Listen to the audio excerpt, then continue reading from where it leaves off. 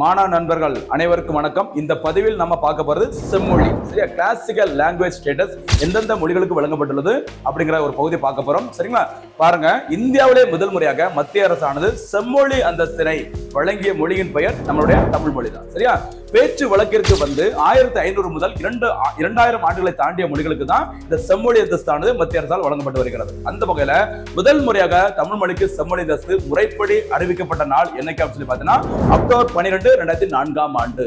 அந்த அக்டோபர் 12ஆம் தேதி தான் தமிழ்நாடு அரசினால தமிழ் செம்மொழி தினமாக கொண்டாடப்பட்டு வருகிறது, சரிங்களா?